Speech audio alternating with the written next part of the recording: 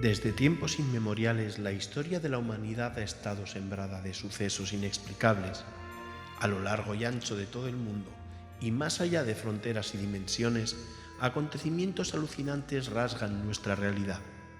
Todo lo que se encuentra rodeado de misterio esconde algo que va más allá del entendimiento humano. Intentemos dar caza a ese algo, indaguemos en lo ignoto hasta encontrar el factor enigma.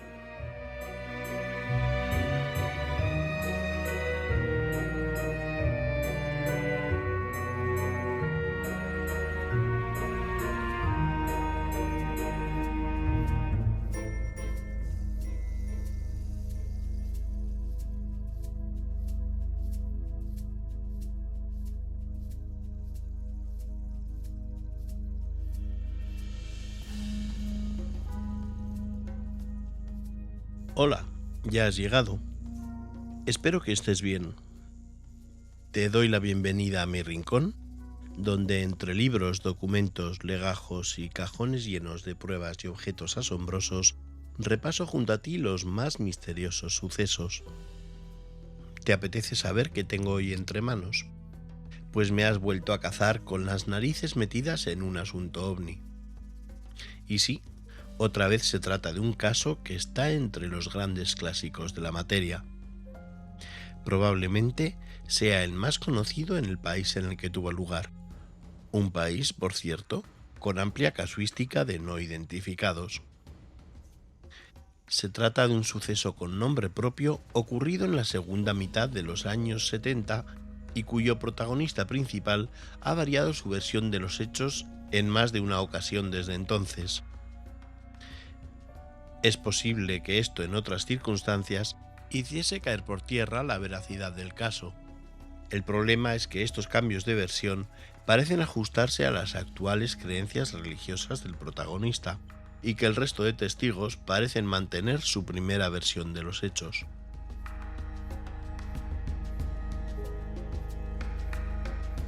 Tiempo atrás, nuestro protagonista anunció que estaba preparando un libro, que aunque teóricamente debería haber salido en 1999, jamás llegó a ver la luz. Pero bueno, como siempre, yo me voy a limitar a compartir contigo lo que he podido averiguar del suceso para que tú y solo tú decidas con qué conclusión te quedas o si deseas seguir indagando en el asunto. Quién sabe, quizá puedas encontrar el factor enigma de este caso.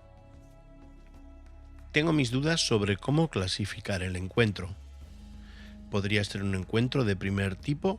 Evidentemente sí.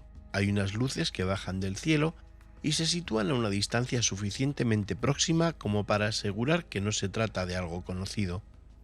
Del segundo tipo, también. Aunque no hay evidencia física de un aterrizaje que se sepa, el principal protagonista de los hechos deja de ser visto por un lapso de tiempo por el resto de testigos. Y a su regreso parece presentar alteraciones psicológicas y físicas achacables incluso a una especie de salto en el tiempo. Tercer o cuarto tipos, pues ¿qué quieres que te diga? Eso depende de lo que ocurriese con el testigo principal, que no está muy claro, pero si hacemos caso a los testimonios originales, podríamos hablar de una abducción, aunque bien es cierto que ese salto en el tiempo del que te hablaba antes transcurrió de forma totalmente inversa a la que suele ser habitual en estos casos. Quizá es el momento de que deje de darte pistas y comience a contarte lo que se dice que ocurrió en Pampa y Uscuma, a 5 kilómetros de la localidad de Putre, al norte de Chile. Quizá ya es hora de que te hable de aquel grupo de 7 jóvenes soldados al mando del cabo Armando Valdés y de lo que les aconteció aquella madrugada del 25 de abril de 1977.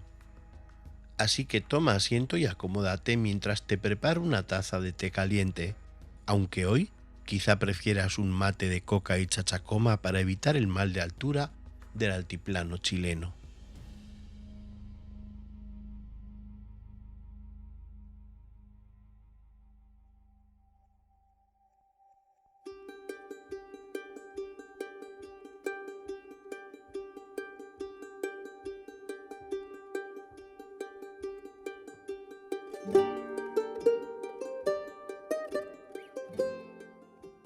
A través de la carretera internacional Chile número 11 que lleva hasta Bolivia, en plena precordillera andina a unos 3.600 metros sobre el nivel del mar, se enclava la engañosamente pequeña comuna de Putre. Y cuando digo engañosamente pequeña, me refiero a que pese a tener un humilde núcleo urbano, en el que viven las 3/4 partes de una población de 2.765 personas según el censo de 2017, y al que ni siquiera llega la red de distribución eléctrica, dispone de una extensión de 5.900 kilómetros cuadrados. Para que te hagas una idea, la capital del país, Santiago, solo tiene 837 kilómetros cuadrados y Madrid tiene 604. Eso implica una densidad de población media de un putreño cada 2 kilómetros cuadrados. Quizá esta comparación te sirva para hacerte una idea de lo extremadamente remoto y aislado del paraje.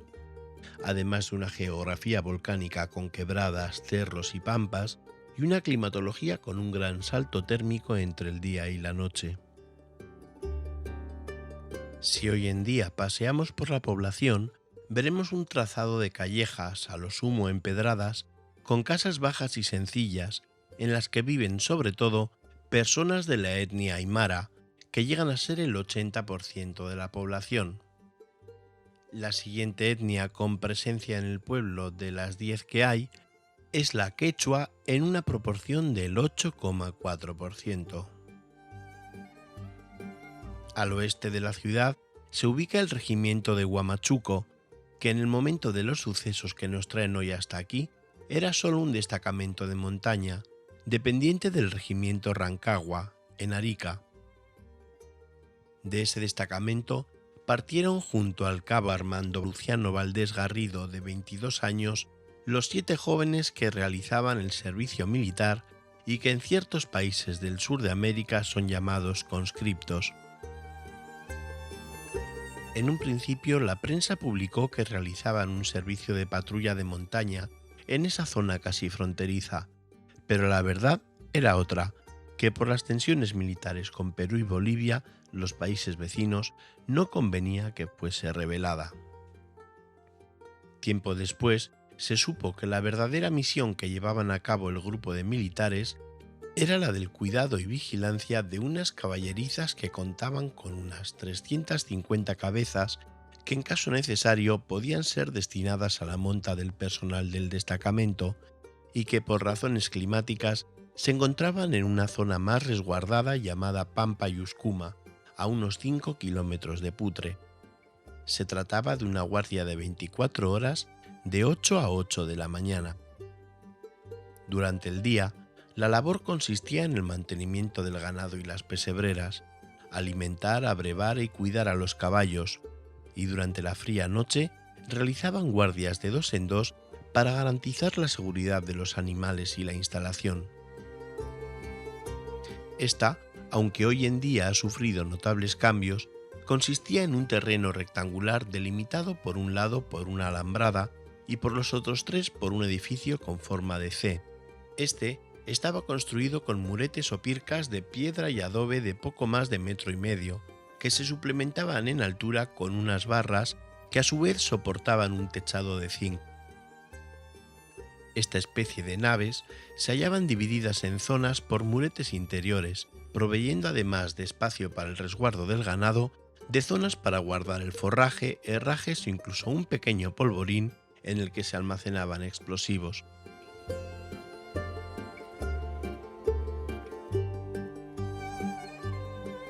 Ese día 24 de abril de 1977, el cabo Valdés debía estar de permiso, pero llegar tarde a una formación había supuesto que fuese sancionado con la anulación de la libranza y la adjudicación de esa guardia, que en un principio debía haber correspondido al entonces también cabo Ramón Roca, amigo de Valdés.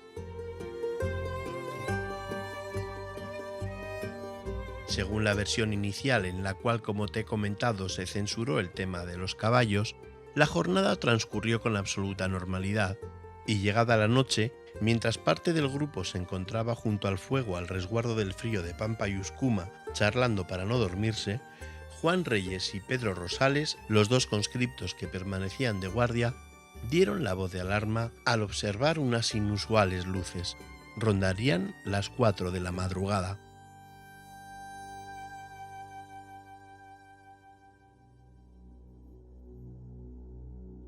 Entonces, el cabo Valdés se acercó al punto en el que estaban los conscriptos. Aún no los veía debido a la oscuridad de la noche, pero miró en dirección al camino que bajaba de Putre y no vio nada, por lo cual volvió a preguntar a los soldados. Ellos dijeron: «Ahí arriba». Entonces, él miró a la zona por donde pasaba la carretera internacional que te he mencionado antes, pero tampoco vio nada. En ese momento, se percató de que el conscripto Rosales estaba señalando al cielo. Una luminaria iba descendiendo prácticamente en vertical. En un primer momento, pensó que se trataba de un meteoro que se iría desintegrando en su descenso por la atmósfera, pero la luz se perdió tras un cercano cerro. Los soldados podían ver que el resplandor permanecía tras la montaña. Valdés entendió que el meteorito había caído a tierra tras el cerro y se giró para mandar ensillar un caballo para ir hasta allí al rescate de la piedra. Estimaba la distancia en algo más de 1,5 kilómetros. Fue entonces cuando una segunda luz descendió, esta vez no detrás del cerro sino por delante de él. Se trataba de una fuerte luz ovalada con 2 pequeñas luminarias rojizas en los extremos, como si se tratase de balizas de posición o algo similar. Se situó a una distancia de unos 500 metros e iluminaba toda la zona, permitiendo apreciar todos los contornos del terreno. A estas alturas ya los 8 hombres se habían puesto en guardia y observaban con atención el fenómeno desde el interior de la caballeriza.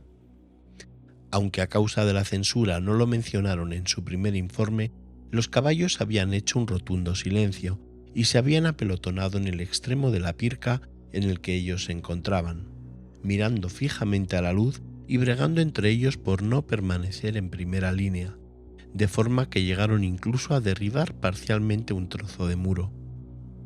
A su vez, Huamachuco, un osado perro del destacamento que les había acompañado esa jornada, se mostraba intranquilo, temeroso y con el rabo entre las piernas. Como aquella luz hizo amago de acercarse, Valdés dio por hecho que la pequeña hoguera estaba llamando su atención, por lo que ordenó cubrirla con mantas. El pánico ante lo desconocido comenzó a causar mella en la patrulla. ¿Qué era aquello que los acosaba?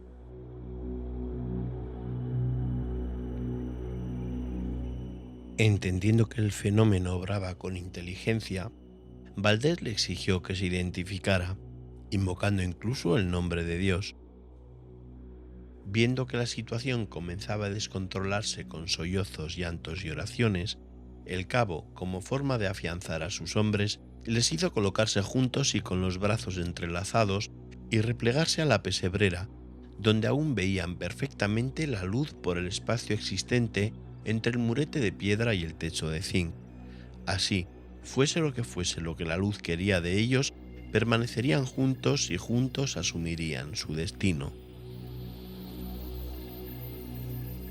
El cabo Valdés, entonces, movido no está muy claro por qué, se separó del grupo y avanzó un poco hacia la ancha puerta de la pirca.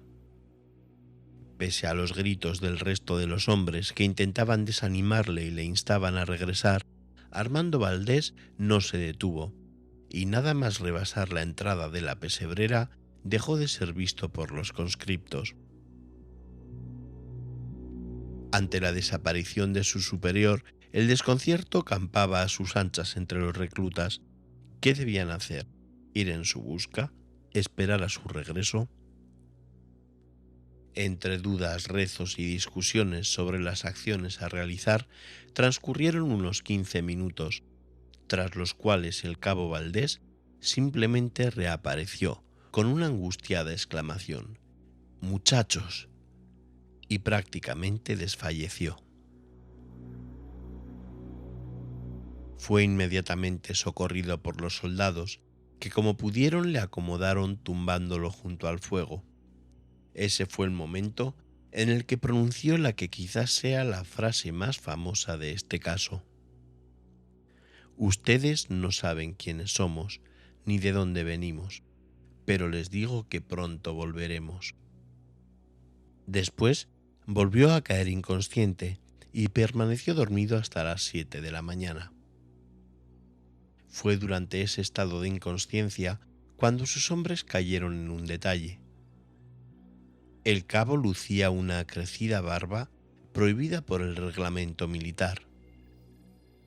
Posteriormente se darían cuenta de que el reloj de Valdés se había detenido a las 4:30 y su calendario se había adelantado 5 días hasta el 30 de abril. La luz continuó en Pampa y Uscuma hasta el despertar del día.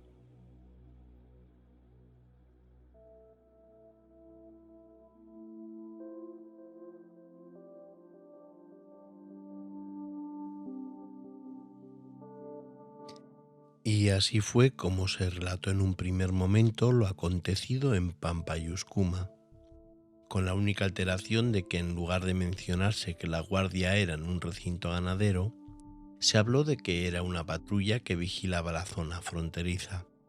Y en lugar de mencionar el extraño comportamiento de los caballos, se habló de unas ovejas que andaban por la zona donde hacían ronda los soldados. El día 16 de mayo apareció la primera noticia del suceso en el periódico local La Estrella de Arica, de la pluma del corresponsal putreño Pedro Araneda. Este hombre, profesor de artesanía y con gran afición por el tema ovni, fue el primero en entrevistarse con los testigos pocas horas después de los sucesos. Diferentes fragmentos de esta entrevista fueron publicados a lo largo de los siguientes días.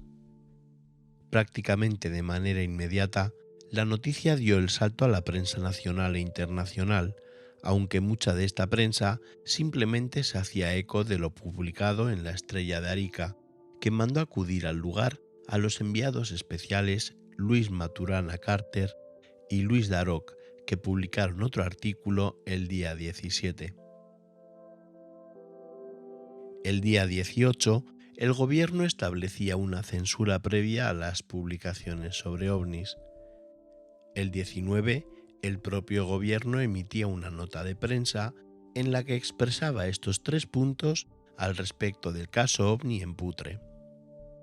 1. El ejército no se pronuncia respecto a los hechos mismos relatados por los integrantes de la patrulla. 2. Desde el momento que sucedió el hecho hasta que éste fue dado a conocer por la prensa, no se había dado versión oficial por parte de la institución. Y 3. Conforme a las consultas realizadas por vía oficial, se manifiesta que las versiones dadas por la prensa hasta este momento son en lo general coincidentes con los relatos de los integrantes de la patrulla. Ese mismo día 18, Pablo Honorato, reconocido reportero, entrevistaba a Valdés para el Canal 13 de televisión. En esta entrevista, el cabo narra el suceso por propia experiencia hasta el momento en el que se dirige a la luz. A partir de ahí, explica que él no recuerda nada sobre su ausencia y su reaparición y que lo que sabe es lo que le han contado los conscriptos. También afirma, dato importante como verás más adelante, que él llegó a esa guardia perfectamente afeitado. Asegura que si el suceso hubiese transcurrido solo con la presencia de la luz, sin que nada le ocurriese a él, tal revuelo no se habría formado, pues muchos militares, incluso oficiales, estaban habituados a ver luces extrañas en la zona. Después de estas declaraciones, el cabo Valdés se mantuvo en un discreto segundo plano buscando el anonimato. La información más reseñable que se filtró fue que Armando Valdés había permanecido un tiempo ingresado en el Hospital Militar de Santiago para que se realizara una valoración de su estado físico y psicológico. De esa estancia hospitalaria te comentaré después un par de detalles. En 1983 realizó una fugaz aparición en prensa a raíz de otro incidente ovni mucho más sencillo en el que fue testigo junto a otros militares en 1980. En estas breves declaraciones para el periodista Juan Jorge Faundes, evadía hablar del asunto de Putre, diciendo que él no recordaba nada de los 15 minutos en los que estuvo desaparecido, y sus palabras empezaron a mostrar indicios de que ya existía el apego al evangelismo que finalmente le llevaría a ser pastor de una congregación. Con los años, iría dejando entrever que asumía la teoría de expertos evangélicos que tenían la convicción de que las abducciones son fenómenos demoníacos previos al verdadero rapto de la Iglesia, mediante el cual Dios salvará a los elegidos en el Apocalipsis. El caso no vuelve a saltar a la palestra fuera de los círculos ufológicos hasta mayo de 1999, cuando la Televisión Nacional de Chile emite un episodio de la serie OVNI, en la que el reputado presentador Patricio Bañados recupera el caso en un programa sobre los sucesos en el que se muestran varias primicias. Si quieres, puedes ver este programa ya que está disponible en YouTube. Por primera vez, sale a la luz pública el dato de que los militares no formaban una patrulla fronteriza, que la guardia de aquella noche tenía como objetivo el cuidado de los establos de caballería del destacamento de Putre, debido a lo cual no llevaban armas ni equipos de radio. En ese programa aparecen las declaraciones de dos de los conscriptos testigos de aquella noche, Humberto Rojas y Raúl Salinas. También aportaron su visión de los hechos el reportero de La Estrella de Arica, Luis Maturana, que entrevistó a los testigos en los primeros días, y Pedro Durcodoy, que en el 77 era el capitán del destacamento Huamachuco. Valdés no aparece en ese programa, y según asegura Patricio Abusleme, escritor del libro sobre el caso La Noche de los Centinelas y que ha investigado el caso en profundidad, esto se debió a dos razones. Por un lado, la institución castrense no concedió permiso a la productora para realizar la entrevista, y por otro lado, no hubo acuerdo económico con Valdés. Prácticamente un mes después, Valdés abandona la vida militar y a los pocos días aparece en el programa De Pe a Pa del periodista Pedro Carcuro, también en la Televisión Nacional de Chile.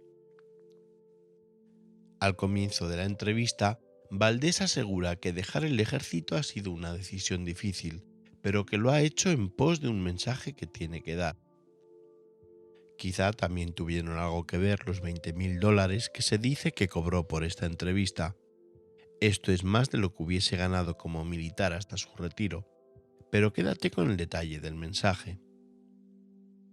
Explicándolo todo frente a una pizarra en la que se había dibujado la zona de Pampa y Uscuma en la que transcurren los hechos, se puede decir que su relato se mantiene como hace 22 años, con la única diferencia del tema de los caballos, que como te he dicho, fue censurado por cuestiones estratégicas.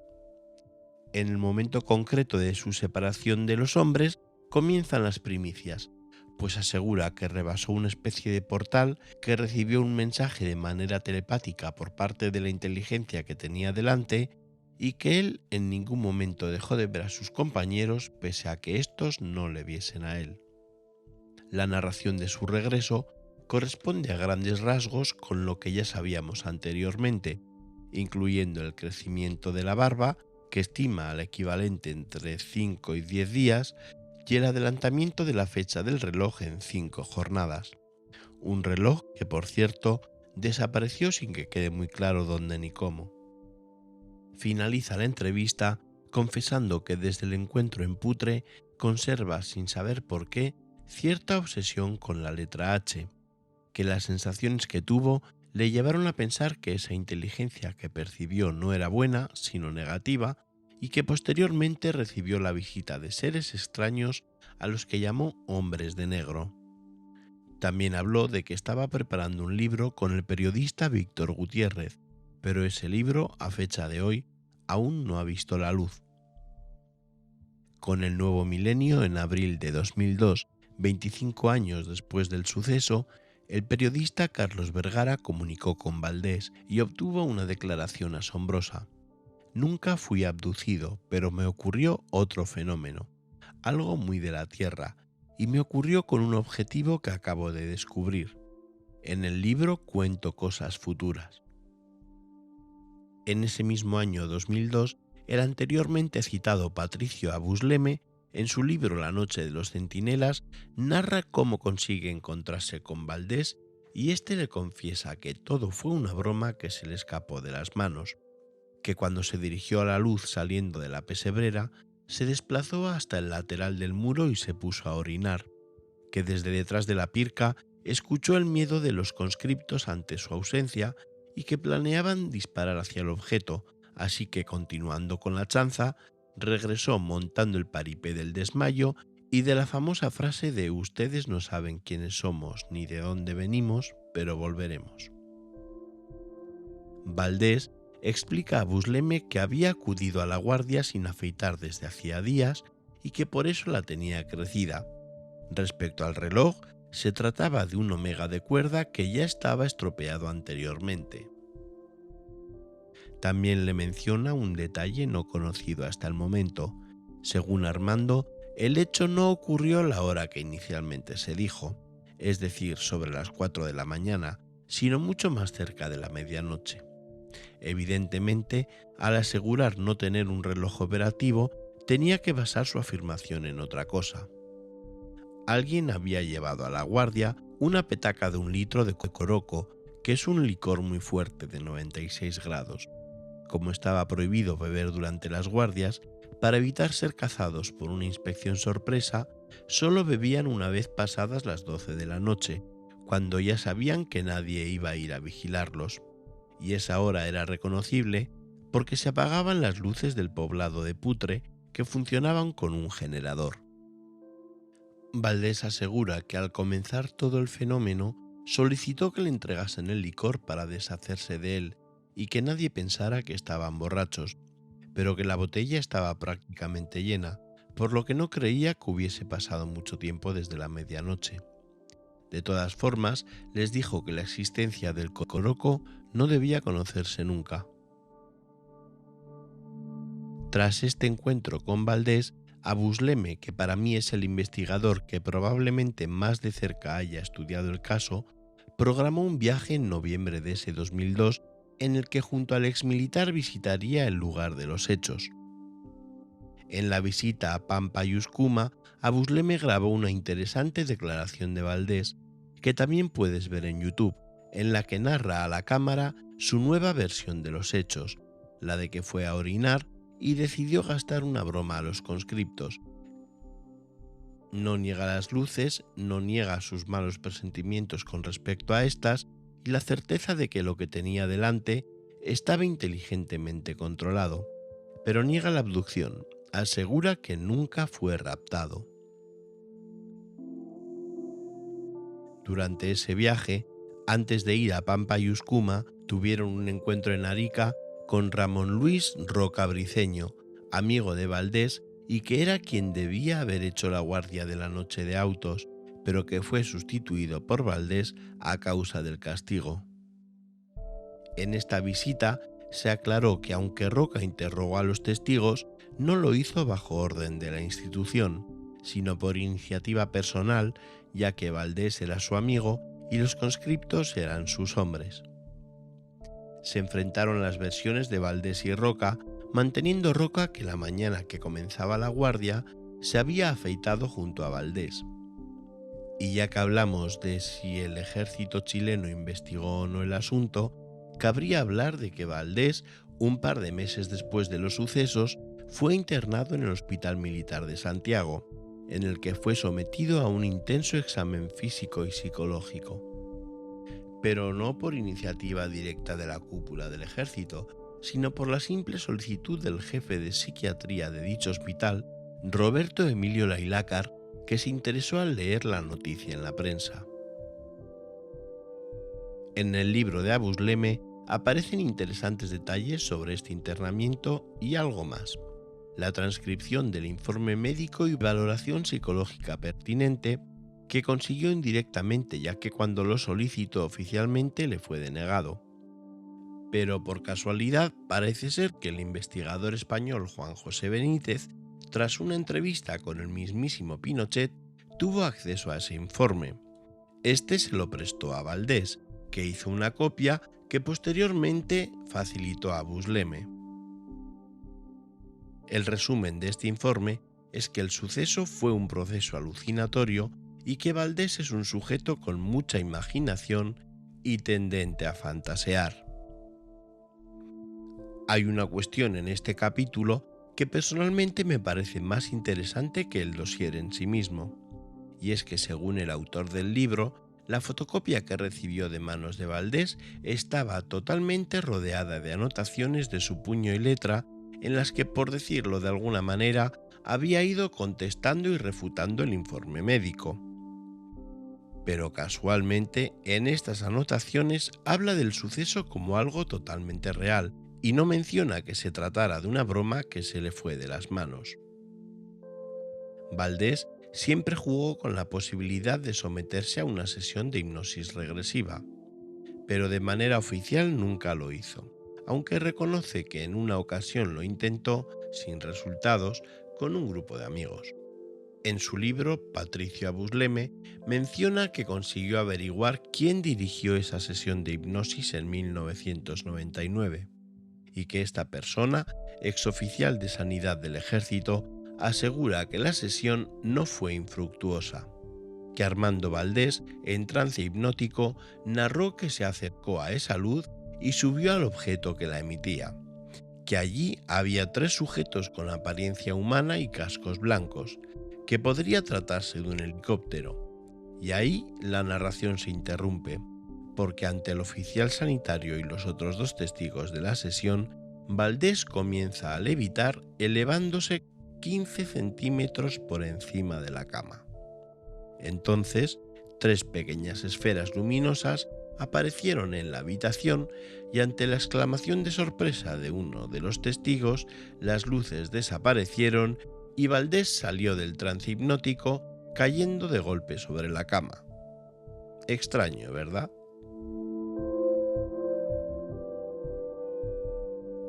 Y ahora vamos a dejar un poco de lado a Armando Valdés, porque no debemos olvidar que además del cabo, en aquella guardia había otros 7 hombres.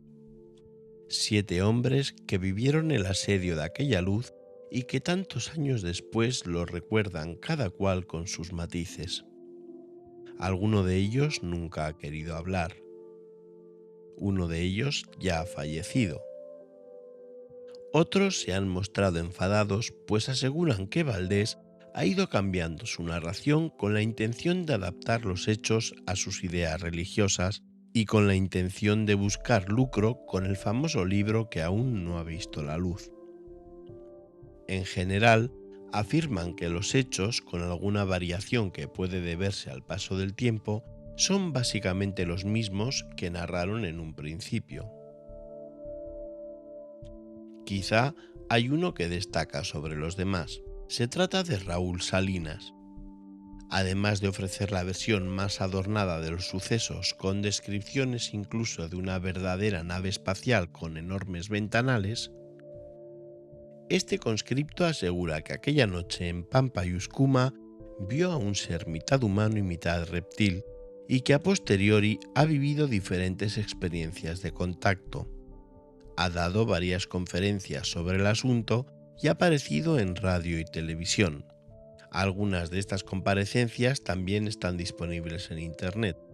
El periodista Cristian Rifo Morales escribió un libro llamado Encuentro ovni en Putre, el caso del cabo Valdés, basado en las vivencias del ex conscripto.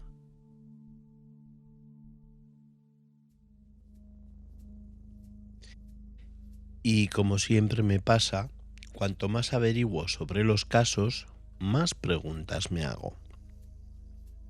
¿Qué fueron aquellas luces que vieron los soldados? ¿Qué ocurrió al cabo Valdés durante esos 15 minutos que estuvo desaparecido? ¿Es cierto que estuvo orinando y decidió gastar una broma a sus compañeros al regresar? o como aseguran los conscriptos, Valdés no fingía cuando volvió, sino que realmente sufrió una extraña experiencia y posteriormente varió su relato para adaptarlo a sus creencias religiosas. ¿A qué se enfrentaron? Es posible que, como dicen algunos investigadores, todo se tratase de un montaje del dictador Pinochet para desviar la atención de otros asuntos. Según las investigaciones posteriores, el ejército como institución no prestó demasiada atención a los sucesos, al margen del interés personal de alguno de sus miembros. O podría explicarse el caso con la experimentación de armas químicas y psicológicas por parte de agencias militares y de inteligencia de cierto país con una bandera con barras y estrellas, tal y como indican otras teorías. ¿Qué ocurrió realmente con la barba de Valdés? Tras su cambio de versión, él asegura que llevaba días sin afeitar, y el resto de testigos y personas consultadas afirman que eso hubiera sido imposible, pues era su obligación presentarse afeitado a las guardias. Y en esta, que era una guardia de castigo, evidentemente con más razón. Además de haber ido sin afeitar, los hombres que llevaban con él desde las 8 de la mañana anterior se hubiesen percatado de ese detalle. Por otro lado, el entonces cabo Ramón Roca, amigo de nuestro protagonista, aseguró y mantuvo que la mañana anterior se había afeitado junto a Valdés. Otra cuestión es la del reloj. ¿Estaba averiado antes del suceso? ¿Era un reloj analógico o digital? Las versiones sobre el tipo y el modelo han sido varias a lo largo del tiempo. Podemos recurrir a las imágenes de la entrevista de Pablo Honorato a Valdés el 18 de mayo del 77, suponiendo que el cabo mantuviese el mismo reloj un mes después de los sucesos. Se trataba de un modelo digital de Seiko. Lo curioso es que normalmente cuando un reloj digital se estropea, lo habitual es que se apague, no que se pare a una hora determinada. Y aún así, si se hubiese parado días antes, la fecha sería anterior, no 5 días posterior. En esto se diferencia el caso de otros de tiempo perdido. Normalmente, el sujeto abducido regresa y se da cuenta de que ha transcurrido un tiempo que él no recuerda haber vivido. En este caso, el sujeto regresa con evidencias de que ha transcurrido mucho tiempo, cuando en realidad solo han pasado 15 minutos. Existe otra pequeña contradicción que quizá pueda ser explicada porque con el paso del tiempo los testigos no lo recuerdan con exactitud, pero según Valdés, los 8 militares permanecieron en Pampa y Uscuma hasta la llegada del relevo a las 8 de la mañana. En cualquier caso, asegura que hubiese ido contra las normas dejar solos a los hombres abandonando el lugar de la guardia en la que estaba al mando. Sin embargo, Pedro Araneda afirma que el propio Valdés volvió a Putre a las 6 de la mañana y llamó a su puerta pidiendo ayuda. Tras esto fueron a buscar al amigo de Valdés y también cabo Antonio Flores, al que encontraron aseándose y se dirigieron a Pampa y Uscuma. Antonio Flores, a su vez, asegura que el propio Valdés lo despertó rogando que le acompañase al lugar de las caballerizas. ¿Cómo transcurrieron realmente los hechos esa mañana? Otra contradicción reside en las armas. Según la versión que escuches, había algún fusil y el arma reglamentaria de Valdés, o los militares no disponían de ninguna. Yo puedo entender que aún teniéndolas no hiciesen uso de ellas, pues al enfrentarse a algo teóricamente desconocido, pudieron dudar de las consecuencias que les acarrearía su uso, pero no me parece que sea un detalle fácil de olvidar. En caso de que este fuese el transcurso de los hechos, ¿qué significa la levitación y las esferas luminosas en la sesión de hipnosis? Y en caso contrario, ¿qué sentido tiene que personas que quieren permanecer en el anonimato y huir de la notoriedad inventen este tipo de sucesos? A estas interrogantes y a otras más que se me ocurren, yo no tengo una respuesta. Solo puedo darte un consejo. Reflexiona, consulta, Bebe información de todas las fuentes que puedas y si puedes, investiga. Quizá así puedas desvelar el factor enigma que descifra este caso. Yo por mi parte, ahora debo dejarte. Vuelve cuando quieras, que estaré encantado de recibirte y contarte más historias. Te recuerdo que puedes visitar mi web en elfactorenigma.com, en la que encontrarás información sobre este y otros casos, acceso a todas mis redes sociales e incluso, si lo deseas, la versión transcrita a texto de este podcast. Y si tienes algo que contarme o quieres dejarme tu opinión sobre el caso, puedes hacerlo a través de los comentarios de iVoox o de las redes sociales. Suscríbete para estar al día y no olvides darle al me gusta para que así este humilde curioso sepa que estás ahí y siga contándote cosas. Te deseo que hasta nuestro próximo encuentro seas feliz y que jamás dejes de maravillarte ante el misterio.